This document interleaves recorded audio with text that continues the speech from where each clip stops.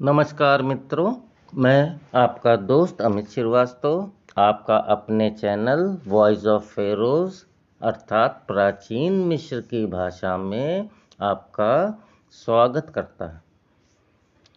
आज का जो टॉपिक है, जो विषय है, वो है लिंग तथा संख्या। तो किसी चीज़ को या किसी वस्तु को या किसी व्यक्ति को प्रदर्शित करने के लिए ये आवश्यक होता है कि उसका जेंडर या उसका लिंग क्या है। उसी आधार पर उसे स्त्रीलिंग तथा पुल्लिंग के रूप में तथा संख्या के हिसाब से या संख्या के आधार पर वो एक वचन है, द्विवचन है या बहुवचन है, इसके बारे में मैं आपको बताऊंगा। लेकिन इसके पहले अगर आप मेरे YouTube चैनल पर पहली बार आए हैं तो इस चैनल को सब्सक्राइब करें, लाइक करें और शेयर करें। तो चलते हैं सीधा वीडियो की ओर। तो जैसा कि आपने पिछले वीडियो में देखा था, एकल शब्दों को कैसे पहचान कर उसके मीनिंग या अर्थ कैसे निकालेंगे। तो पिछले वाले वीडियो में मैंने आपको दो उदाहरण दिए थे।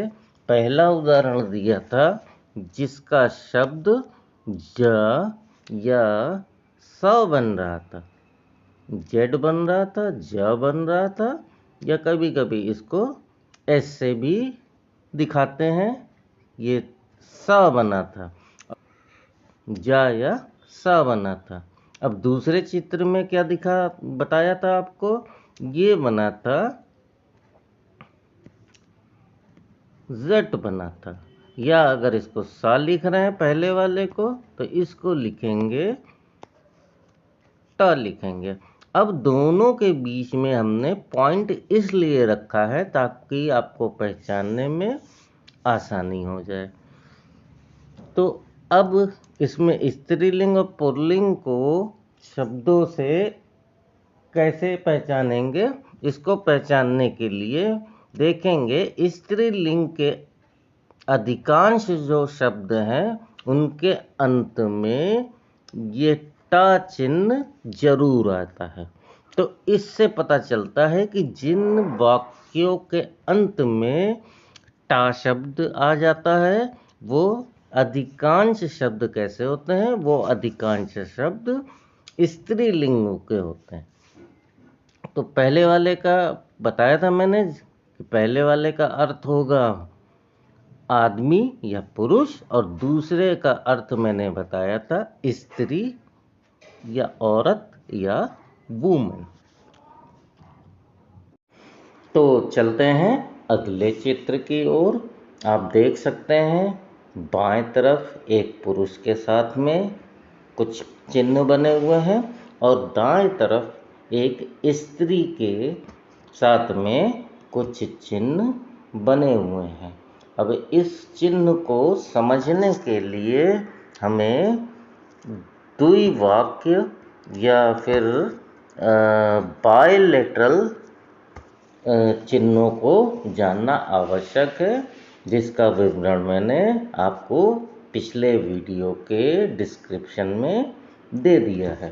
तब आप उस चिन्ह में देखेंगे, पूरे चार्ट में देखेंगे तो आपको यह वाला चिन्ह आसानी से दिखाई दे जाएगा।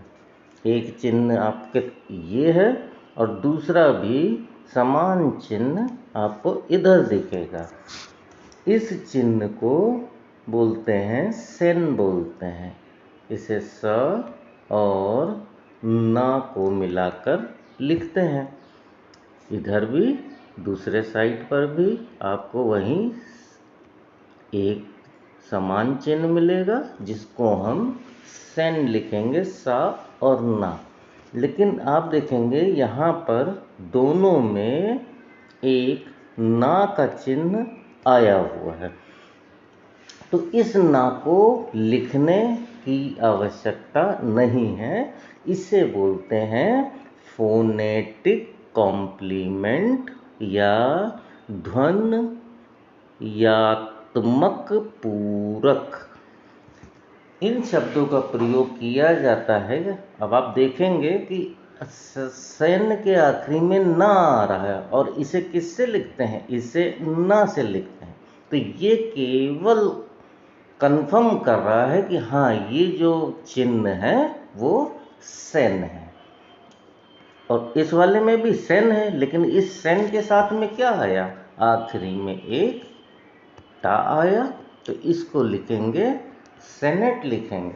तो सेन का अर्थ होता है भाई या ब्रदर, और सेनेट का अर्थ होता है बहन या सिस्टर।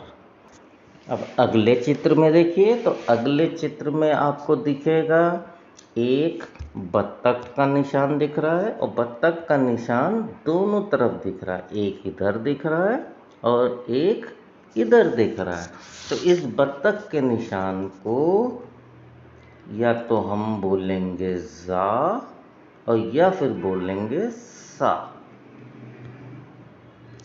इसको बोलेंगे जा या सा, लेकिन यहाँ पर इस चिन्ह के साथ यहाँ पर टा लग रहा है या टी लग रहा है, तो इसको क्या लिखेंगे, इसको लिखेंगे जाट या फिर साठ। तो फिर जा या सा का अर्थ होता है बेटा या पुत्र, और जाट या साठ का मतलब होता है बेटी या पुत्री। अब अगला चिन्ह देखिए, अगले चिन्ह में बाईं ओर एक पुरुष का प्रतीक है और दाईं ओर एक महिला का प्रतीक है। तो बाईं ओर पहला चिन्ह बनेगा आई बनेगा या जे बनेगा, लेकिन बोलेंगे ई। ये दूसरा शब्द बनेगा टी, और तीसरा शब्द बनेगा फा बनेगा। तो इसको वैसे तो जब लिखेंगे तो इसको लिखेंगे इटफ लिखेंगे, इसको लिखेंगे इटफ, लेकिन क्योंकि यह एक पुल्लिंग चिन्ह है, इस फा को नहीं पढ़ा जाता। क्यों नहीं पढ़ा जाता है, या क्योंकि अगर केवल इट लिखेंगे, फा नहीं लिखेंगे, ये जो वाइपर का आप चिन्ह देख रहे हैं नहीं लगाएंगे, तो ये क्या होगा, ये फिर स्त्रीलिंग हो जाएगा। इसीलिए यहाँ पर एक इस वाइपर का चिन्ह लगा दिया है, ताकि धोखा ना हो पढ़ने में कि ये इस पुल्लिंग ना होके स्त्रीलिंग हो जाए। तो इसे केवल पढ़ा जाएगा इट पढ़ा जाएगा, इसका ध्यान रखिएगा। इटफ नहीं पढ़ेंगे, इसको केवल इट पढ़ेंगे। दूसरे चित्र में आप देखेंगे ये जो एक पक्षी एक गिद्ध का निशान एक चिन्ह दिखा रहा है, उसको बोलते हैं मऊ। इसको बोलते हैं मऊ, और मऊ के साथ में क्या लगा हुआ है, टी लगा हुआ है। तो इसको लिखेंगे मऊ डॉट लगा के टी। तो इट का अर्थ होता है फादर या पिता, और मऊत का मतलब होता है माता या मदर। अगले चिन्ह में देखिए, फिर बाएं तरफ एक पुरुष के साथ में कुछ चिन्ह बने हुए हैं, और दाएं तरफ एक महिला के साथ में चिन्ह बने हुए हैं। तो पहले देखते हैं बाएं तरफ क्या शब्द लिखा है। तो पहला शब्द आपने पढ़ा ही है, इसको ह बोलेंगे, एच बोलेंगे इस प्रकार से, और इन दोनों को पढ़ा जाएगा वाई पढ़ा जाएगा। तो इसको बोला जाएगा ई, थोड़ा ई को लंबा करके बोलेंगे, तो इसका अर्थ है हई, इसको बोलेंगे हई। इस चिन्ह केवल ये प्रतीक है, पुल्लिंग का प्रतीक है। भाई लिंग का भेदन कैसे करेंगे, इसी हिसाब से करते हैं। और अंत में एक ये पुरुष बना हुआ है, तो हई का अर्थ मतलब होता है हस्बैंड या फिर पति, हस्बैंड या फिर पति। अब दूसरे की चित्र में देखते हैं तो ये फिर एक द्विवाक्य शब्द है जिसे हेम से लिखते हैं। इसे क्या लिखते हैं? इसे हेम से लिखते हैं और अंत में इसके क्या है? टी है। तो कैसा बना ये? क्योंकि साथ में जब टी है या टा है तो ये बनेगा स्त्रीलिंग और इसका शब्द होता है पत्नी, वाइफ, या कभी कभी वुमन या किसी स्त्री को चिन्हित करने के लिए हैमेट शब्द का प्रयोग किया जाता है। वैसे अधिकांश पत्नी के रूप में दिखाने के लिए इस शब्द का उपयोग किया जाता है। अब किसी संख्या को हम 3 रूप से प्रदर्शित कर सकते हैं, जैसा कि आप अपने स्क्रीन पर देख रहे हैं। तो पहला है सिंगुलर। सिंगुलर को हम बोलते हैं एक वचन। डुअल, डुअल को हम बोलते हैं द्विवचन, मतलब जिसमें संख्या 2 होती है। और फिर होता है बहुवचन, जिसको हम लोग प्लूरल बोलते हैं। प्लूरल में संख्या हमेशा 2 से अधिक होती है। तो अभी आपने देखा कि अगर कोई संख्या 1 है, एक वचन है, तो क्या है? मैस्कुलिन मैस्कुलाइन में क्या होगा कि अंत में कुछ नहीं जुड़ा था। लेकिन स्त्रीलिंग में देखा था कि हमने वहाँ पर क्या जोड़ दिया था? वहाँ पर क्या जोड़ा गया? वहाँ पर टी या टा जोड़ा गया। लेकिन अगर पुल्लिंग में संख्या 2 है तब उस शब्द के आगे वुई लगा देते हैं। क्या लगाते हैं? वहाँ पर वुई लगाते हैं। और अगर इसी तरह से स्त्रीलिंग की संख्या कोई भी चीज हो, कोई वस्तु हो, कोई भी विषय हो, वो संख्या अगर 2 है तो उसके अंत में हम टाई लगाते हैं। टी और आई लगाते हैं, टाई। उसके आगे अगर बहुवचन है और वो कौन सा है? वो पुल्लिंग है, तो उसके आगे ऊ लगाते हैं, अर्थात उसको डब्लू से लिखते हैं। और अगर स्त्रीलिंग है तो वैसे तो हम क्या लगाते हैं? टी लगाते हैं। तो यहाँ पर टी के बाद डब्लू नहीं लगाएंगे, डब्लू टी के पहले लगा देंगे। इस बात का विशेष ध्यान रखिएगा। अभी मैं आगे कुछ इसके उदाहरण आपको दिखाता हूँ। अब इस चिन्ह को आप ध्यान से देखिएगा। इसको मैं पिछले वीडियो में इसके बारे में बता चुका था कि इसको कैसे लिखा जाएगा। इसको पहला शब्द लिया जाएगा इसका ऊपरी वाला, इसको डी से लिखेंगे, आखिरी में पी और टी लिखेंगे। तो इसको मैं बता चुका था, लिखेंगे डेपट। और डेपट का अर्थ होता है, ये आप देख सकते हैं कि एक नाव बनी हुई है, तो डेपट का अर्थ है नाव है। अच्छा, अब डेपट के आखिरी में क्या आ रहा है? आखिरी में आप देख सकते हो टी शब्द आ रहा है। तो डेपट कैसा शब्द बना? डेपट जो शब्द बना वो स्त्रीलिंग बना। तो ठीक है, तो फिर डेपट और कितना है? तो एक नाव। डेपट का मतलब क्या है? एक नाव। लेकिन अगर आप दूसरी जगह पर जाएंगे तो देखेंगे यहाँ पर कितनी नाव दी हुई है? यहाँ पर 2 नाव दी हुई है। तो ये कैसा हो गया? ये हो गया द्विवचन हो गया। तब इसको कैसे लिखेंगे? तो इसको लिखेंगे डेप। और अभी मैंने बताया था स्त्रीलिंग 2 वचन के लिए, तो इसको लिखेंगे डेप्टई। डेप टई लिखा जाएगा और इसका अर्थ होगा दोनों। इसका अर्थ होगा दोनों। लेकिन अब होता क्या है कि सामान्यतः अगर कोई भी चीज 2 है तो उसको, उस संख्या को 2 दिखाने के अपेक्षा, जैसे आप इस एग्जाम्पल में अभी मैंने बताया कि यहाँ पर नाव की संख्या कितनी है? 2 है। तो 2 नाव ना ये दिखाकर ये इसको 2 स्ट्रोक से दिखाते हैं। स्ट्रोक का मतलब है लाइन है। कितनी लाइन है? 2 लाइन है। तो 2 लाइन को कैसे दिखाएंगे? तो 2 लाइन को जहाँ दिखा रहे हैं उसका मतलब क्या है कि संख्या कितनी है? 2 है। अर्थात इसका भी अर्थ वही होगा। डेप्टई। डेप्टई का अर्थ है 2 नाव। अब अगला उदाहरण देखिए, है तो वही डेपट ही है। डेपट का अर्थ है नाव, लेकिन यहाँ पर नाव की संख्या कितनी है?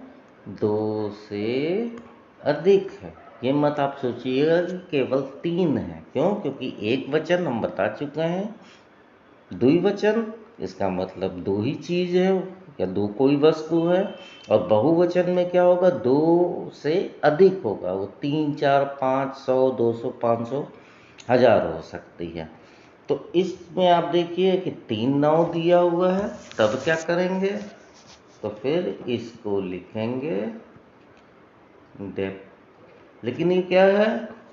स्त्रीलिंग है, क्योंकि अंत में क्या है? इसके टी है। तो इसको कैसे लिखेंगे? डेप वूत। इसको लिखा जाएगा डेप वूत। डेप वूत का मतलब है कई नावें। बोट्स जिनको हम अंग्रेजी में कह सकते हैं कि बोट्स, या हिंदी में नावें। अब कितनी है वो संख्या अभी नहीं बताई जा सकती। अब दूसरे चित्र में आप देख रहे हैं कि जैसे 3 नाव को दिखाया था वैसे ही क्या किया, इस बार इसको जो है 3 स्ट्रोक से या 3 लाइनों से दिखा दिया। इसका मतलब वही है कि अब 3 नाव ना दिखाकर हम एक नाव के नीचे 3 लाइनें बना देंगे। तो इसका भी वही अर्थ होगा डेप्थ वूथ। डेप्थ वूथ अर्थात कई नावें या नावें। अब आप अगला चित्र देख सकते हैं। इसमें देखिएगा 3 अलग अलग चिन्ह बने हुए हैं। ये पहला चिन्ह है।